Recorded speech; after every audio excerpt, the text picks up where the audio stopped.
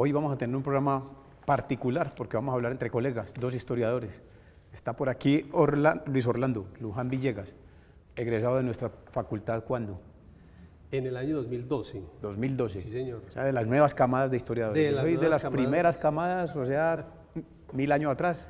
Claro, pero nos encontramos en las mismas apuestas. Correcto. Bueno, la particularidad de este historiador es que ha tenido la oportunidad de trabajar en lugares donde muchos historiadores no habíamos tenido posibilidad, en unos convenios entre empresa privada, el Estado y la universidad. ¿Cómo ha sido esa experiencia? A ver, con Aburrasur. Ha sido una experiencia gratificante porque permite justamente reconocer a los historiadores que tenemos, digamos, las habilidades, estamos equipados con una serie de elementos metodológicos y conceptuales que ayudan a que desde el sector privado se comprenda cuál ha sido el surgir, la historia de todo este proceso económico que ha estado anclado en el Aburrasur. Nada más con enunciar, por ejemplo, empresas como Locerías de Colombia, ¿cierto? Solo para hablar de la primera que se instaló en el Aburrasur, que fue en el municipio de Caldas. Los linderos ahí entre Caldas y La Estrella. Sí, señor, sí. Correcto. Para hablar también, por ejemplo, cuando llegó y se instaló lo que fue Cervecería Unión en el año de 1901 en el municipio de Itagüí. Se crea en la notaría de Medellín.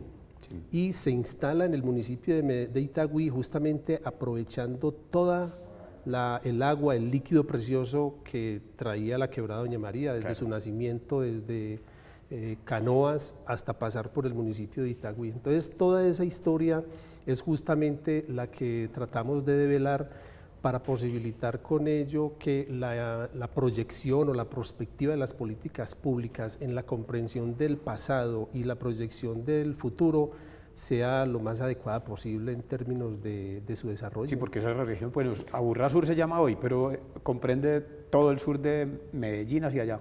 Itagüí, sí, señor. Envigado. Lo que somos Sabaneta. Entonces, Envigado, Sabaneta, Caldas, La Estrella e Itagüí. Eso comprende el Aburrasur. Son 5 municipios que tienen en común la presencia justamente de empresas como Coltejer, como Curtimbres, como Cervecería Unión, ¿sí? Sí. Locerías de Colombia, Sofasa en su momento también. Satesco, sí señor, Polímeros, todas estas empresas. Entonces ahí vislumbramos un pasado bastante, digamos, dinámico en términos del desarrollo empresarial y también muy promisorio en términos futuros, ¿cierto? Aún así, porque el modelo económico varió del proteccionismo que caracterizó buena parte del siglo XX a la apertura del siglo ya de 1990 a hoy, una apertura pues que ha transformado realmente la dinámica económica del país. De eso justamente es lo que damos cuenta desde la historia, 5 historiadores que hacemos la reflexión sobre este territorio, esta subregión de la Aburrasur. ¿Y es un libro? ¿Lo van a publicar como libro o por ahora son informes? No, ya está publicado. Ya está publicado. Sí, señor. ¿En qué año? El libro salió en el 2017. El año pasado. La Cámara de Comercio lanzó el libro, ¿sí? Y se tuvo la oportunidad entonces para no solamente conocer el pasado, sino también hacer una perspectiva que se adecue, digamos, a esa historia, a ese patrimonio, que es también dar cuenta del mismo. Tenemos un patrimonio arquitectónico industrial significativo, por ejemplo, nada más la empresa de Cervecería Unión. Sí. ¿Sí? Tenemos una arquitectura que la representó y aún la representa cuando estaba y lo que hay ahora de Coltejer, sí. Sedeco. Correcto. Doña María. Doña María, sí señor. Ahí hubo una empresa que justamente lo que permitió fue configurar el etos obrero paisa. El carácter obrero antioqueño está reflejado en esa empresa, sí. Que fue Coltejer. ¿Y la renovación de ese modelo fue con Polímeros? Sí, señor. Empezó a tener otro tipo de vinculación. Claro. Lo que se aplicó aquí es muy característico, es, digamos, cómo diversificamos la producción. Si bien hay una empresa que es, digamos, productora de telas, la otra de los hilos, la otra de los botones, entonces esa diversificación fue la que justamente le permitió acumular capital a los empresarios. Bueno, ¿ustedes hicieron una historia socioeconómica o solamente historia económica, para no meterse en problemas de lo sociopolítico y cultural? Nos centramos fundamentalmente en la historia económica de la Aburrasur y el legado patrimonial que este proceso significó y aún significa para los 5 municipios de la Burrasur. Entonces un historiador crítico como yo, por ejemplo, voy al libro y lo que encuentro ahí es una defensa, una apología, una adoración a los empresarios, a la industria, a lo económico, pero no voy a encontrarme sobre los problemas sindicales, laborales, cotidianos. Vamos a encontrar los hitos a través de las cuales se desarrolló. Ahora bien, hay lo que yo llamo unas fracturas, ¿sí? Unas fracturas de procesos sociales y políticos que obligaron a hacer transformaciones significativas en este sentido. Por ejemplo, el municipio de Itagüí se caracteriza, entre otras cosas, por tener movimientos sociales significativos que se presentaron desde el gran movimiento social del año 1977. ¿Sí? Sí.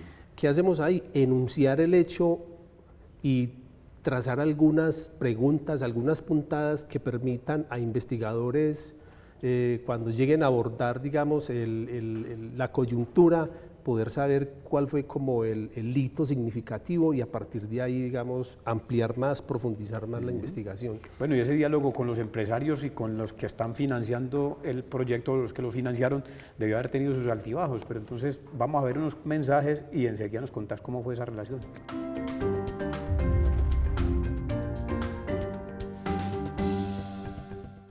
Luis Orlando Luján Villegas nos está comentando sus experiencias recientes acerca de la práctica como profesional de la historia en su relación con la Cámara de Comercio de la Burrasur. Habíamos quedado en el segmento anterior de conversar acerca de las características de esa relación, pero antes, una curiosidad, ¿por qué estás en Itagüí? Soy de Itagüí, soy itagüiseño de toda la vida. Sí. Y esto me ha permitido, digamos, sentir en la piel una localidad, su historia, sus afectos, sus emociones, sus vértigos. He hecho parte de esa historia, ¿sí? Desde mi nacimiento. Yo pregunto por qué, es porque me parece muy particular que un hijo de itagüiseños, por lo regular son obreros o empresarios o mercaderes, pues, o negociantes, resulta estudiando historia. ¿Por qué te dio por ahí? Porque tuve una experiencia. La experiencia básicamente fue conocer los antepasados indígenas en un curso de antropología. Me enamoré, ¿sí?, de esa narrativa, sí, ¿cierto? Porque esa narrativa tiene que ver también con la manera en que yo pensaba en mi juventud, la vida también, cómo me la narro desde el pasado. Y siendo así, me presenté a la universidad y pasé me presenté a antropología y opcional en su momento a historia, pasé a historia. Y fue una oportunidad maravillosa porque encontré profesoras como Beatriz Patiño, sí, que pues de ella aprendí, digamos, la pasión por la historia, 1, y 2, la rigurosidad en el tratamiento de las fuentes y la crítica de las mismas. Claro, claro. Esa es la clave. Claro, ¿y por qué hijo de tigre no salió pintado? ¿Qué hacen tus papás? Mi papá es obrero y mi dónde? madre es doméstica. Mi papá es obrero de Noel. De Noel.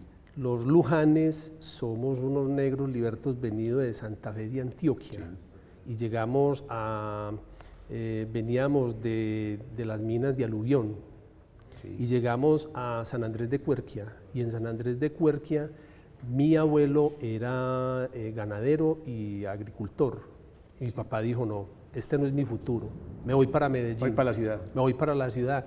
Y ahí llegó aquí y estuvo trabajando en varias cosas. Cuando hay enganche en Noel, ese era todos los miércoles enganche en Noel, ahí aparece mi papá. ¿Y ya está jubilado? Sí, él ya se murió también mi papá, y es una familia obrera, campesina. ¿Y por qué no seguiste los mismos pasos de seguir trabajando, meterte a otra industria o buscar puesto en Noel otra vez, sino que te pusiste a estudiar historia? Porque mi papá nos enseñó una cosa, a la autonomía. Somos eso que se llama hoy emprendimientos creativos o industrias creativas, eso nos lo enseñó mi papá. Y nos montó un negocio, y mi hermano y yo nos pusimos a trabajar 20 años en un negocio. Dijimos, esta es la oportunidad de estudiar, esta es la oportunidad de formarnos. ¿Y qué negocio? Una cafetería. Correcto. Y con esa cafetería, como estaba instalada al frente de un seguro social, o sea que eso resultaba ser una mina. Y como mina había que saber identificar cuál era el filón y cuál era la oportunidad que se le presentaba a uno para hacer de eso un proyecto de vida. Y en efecto, ahí nacimos, ahí nos desarrollamos, crecimos con nuestro proyecto de vida familiar, social, académico. Todavía más curiosidad me despierta. ¿Por qué una persona que tiene ya un negocio que podría seguir más bien en una cosa útil, como dice la gente, el negocio, se viene a estudiar historia? ¿De qué va a vivir ese muchacho? El municipio de Itagüí tiene una gran particularidad. Era un municipio obrero, y como obrero me tocó vivir en mi juventud los movimientos sociales. Y eran movimientos sociales de profundo solidaridad. ¿Cierto? Y radicalización. Y radicalización y humano. Claro. Crecía en ese ambiente. Los años 70, sí, señor. 80. Mucho movimiento. Recuerda los paros cívicos de 1982 y de 1983, claro, fue el bravo a nivel nacional. Sí. Pero los dos locales que marcaron la historia del municipio de Itagüí, social y político, fue el paro cívico municipal del año 1982, en donde las reivindicaciones eran alrededor del agua y de los servicios públicos, porque era inexistente. Es incomprensible para esa época que un municipio con las musculosas empresas que existían, llevan 70 años ahí, no garantizaran una calidad de vida no solo adecuada, sino de derechos para los habitantes que estábamos en el municipio de Itagüí. Entonces, se justifica no solamente por la acción dilatoria de los funcionarios de entonces, sino por el compromiso, por la atmósfera cultural y política que existía, tanto en el país como a nivel internacional, sí. ¿Cierto? Entonces eso motivó mucho. Y eso hacía que varios de nosotros los jóvenes, algunos pues nos dejáramos permear por la sensibilidad social, ¿cierto? Por los movimientos, claro, por este tipo de situaciones que con el tiempo fueron marcando en uno lo que posteriormente llama uno el asunto de derechos. Bueno, sí, es que no es un asunto de ciudadanos asistidos, sino de ciudadanos de derecho. Y es en ese sentido en el que también pues, fui entendiendo yo a medida que uno participaba de las cosas, que la historia tiene un profundo sentido también de formar ciudadanos de derecho. Bueno, exactamente ahí volvemos a la pregunta que hemos dejado en el segmento anterior, cerrando el segmento anterior.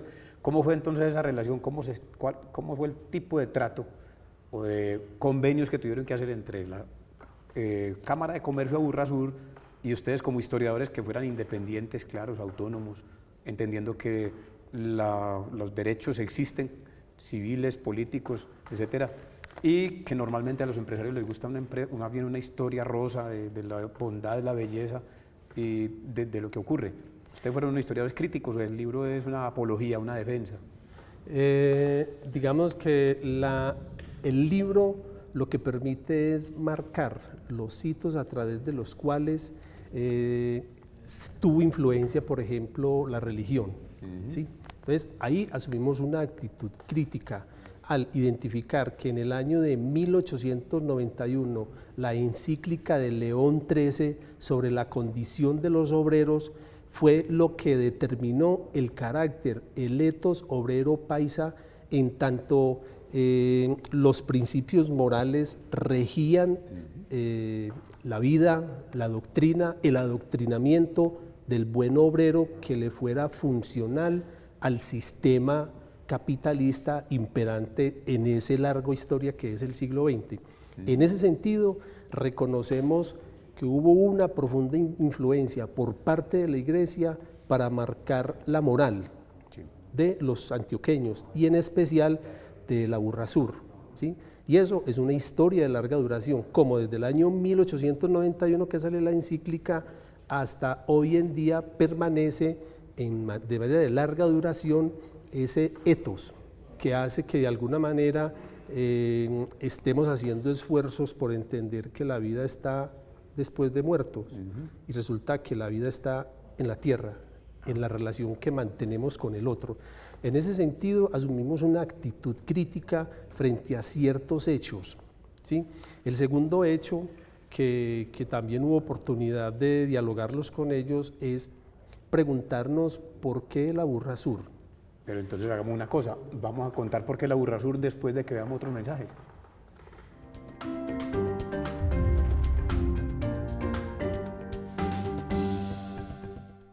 Estamos hablando con Luis Orlando Luján. Él es historiador y nos está comentando sus experiencias en Itagüí.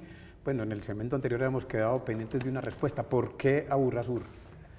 Porque en el municipio en los 5 municipios que componen el Aburrasur, la pregunta que nos hacíamos y que aún mantenemos pues es cómo explicar un crecimiento en esa época, entre 1891 a 1992, que comprende la investigación, un crecimiento exponencial de empresas, por lo tanto un ingreso de capital a las arcas de los municipios que permitieran mantener la calidad de vida de sus habitantes, agua potable, servicios, etcétera, ¿sí?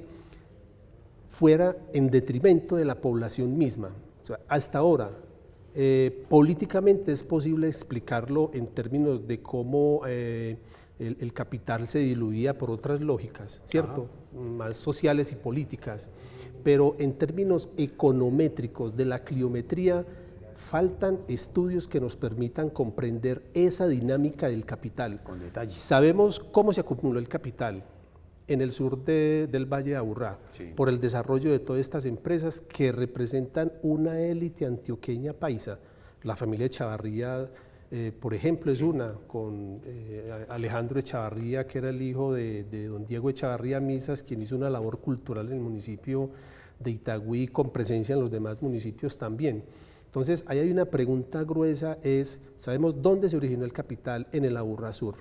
¿Cuál fue la manera en que este capital se reinvirtió para garantizar la calidad? Ahí en donde tenemos preguntas que tendríamos que ponerle más detalle al asunto. Claro que no va a ser mucho sorpresiva la respuesta, eso es corrupción, eso es la plata que se perdía. Claro. Eso los impuestos no se reinvertían en la sociedad.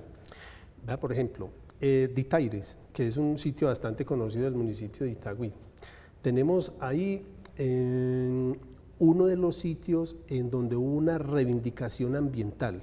Y la reivindicación ambiental no se dio gracias a las dádivas del Estado, sino que fue el movimiento ambiental del municipio de Itagüí y del sur del Valle de Aburrá que garantizó que ese espacio las grandes constructoras no se lo apropiaran para construir edificaciones. A hoy se permanece intacto y a hoy hay una declaratoria como área protegida urbana. En el Valle de Aburrá hay 4 áreas protegidas. La quinta pasaría a ser la de Ditaires, la que se encuentra detrás de la casa que era de don Diego. Correcto. Que pasa la quebrada, la Muñoz y la Sardina. Eso, en este momento, justamente el viernes, tenemos un foro en el que ya se va a hacer un plan de manejo del área protegida urbana. Quien se encargue de darle el visto bueno a eso es el Instituto Humboldt. Bueno, como el tiempo se nos acabó, pero vamos a hacer 2 cosas. Una, el título del libro, ¿cómo se llama el libro y si se puede conseguir en el mercado o hay que ir a la Cámara de Comercio por él? El libro se puede conseguir en la Cámara de Comercio Aburrasur. Se llama Entre campesinos, obreros y emprendedores, hitos y huellas del desarrollo económico del Aburrasur. Mejor dicho, es todo el argumento. Es todo el argumento. Bueno, pero ahora dijiste algo que me quedó sonando precisamente porque es la campaña del nuevo presidente, la economía naranja, la iniciativa, lo creativo. ¿Qué van a hacer ustedes allá o qué están haciendo? En estos momentos estamos haciendo, primero, formar ciudadanías culturales para poder que cuando lleguen este tipo de propuestas se asuman de manera crítica. ¿Por qué? Porque las industrias creativas se vienen construyendo desde hace 20 años. ¿Sí? Lo que respetar las tradiciones y las prácticas culturales ancestrales y de las comunidades para que cuando vengan las políticas públicas se apliquen respetando estas dinámicas. La economía naranja, las industrias creativas no aparecen de manera mágica. Lo que hacen, digamos, los que leen de manera de marketing la realidad social y cultural, lo que hacen es retomar lo que en las prácticas cotidianas se da para hacer de ellas una política pública. Entonces, de manera crítica, lo que nosotros tenemos que hacer es reconocer qué es lo que hay en las comunidades, lo que de manera espontánea y creativa surge en las comunidades para que se preserve, se respete, se proteja, se difunda, se apoye. ¿Sí? Porque la cultura no emerge por obra de la política pública. La política pública, los empresarios de la industria cultural lo que hacen es leer la cotidianidad y a partir de ahí generar una política como si fuera el invento. No. Un poco la reflexión es mirar de manera crítica la política pública y mirar de manera creativa y respetuosa lo que las comunidades hacen. Moverse entre dos polos, el de convertirse en una industria cultural de fondo que promueva como la formación ciudadana o convertirla en un buen negocio, que también es posible. Sí, claro, y por eso se viene haciendo ahora, es que ya es como eso se entronca con el asunto del gran capital, de los grandes pulpos, de la economía local. Correcto. Ahí es donde está puesta la línea naranja, es cómo nos conectamos, ya no de manera virtual, con el que está en la China, sino también de manera creativa, con experiencias virtuales y físicas también, de compartir, digamos, toda la producción estética y simbólica que permite el ser humano en su interacción con el entorno y los demás. Oíste, en este minutico que nos queda, ¿qué puedes contarle a los jóvenes hoy? Ser historiador es una cosa muy aburrida, hay que dejarle eso a los cuchos, ¿o valió la pena haberse metido ahí y venir a graduarse en el 2012, 2013 y seguir haciendo historia? Vale la pena. Vale la pena porque esto nos ayuda a formar como ciudadanos y como ciudadanos críticos de nuestra propia realidad. Eso que la profesora María Teresa Uribe nos ha enseñado acerca de las ciudadanías mestizas es la oportunidad de entender cómo desde la historia estamos formando ciudadanías para el presente y el futuro. Eso me parece que en términos de formación humana, ¿por qué las humanidades necesitan, por qué la democracia necesita de las humanidades? Es una pregunta que se hace una profesora. La historia nos ayuda a responder eso. Y esa historia nos ayuda también a responder a esos que están diciendo que la verdad ya no existe, que las verdades todas son tan volátiles que se puede hablar y se habla de la posverdad. Nosotros como historiadores podemos ayudar a identificar esos elementos de veracidad que tienen las afirmaciones, ¿o no? Claro, y probarlas. Pues no solamente decirlo, demostrar de que existe una verdad social, cultural, que es posible transformar. Muy bien, Orlando, muchas gracias, hombre, por estar en este programa. Ya ven ustedes entonces cómo los historiadores todavía tenemos algún oficio. Que nos vemos la semana entrante en otro programa de El Sello Personal del Egresado. Hasta entonces, muchas gracias.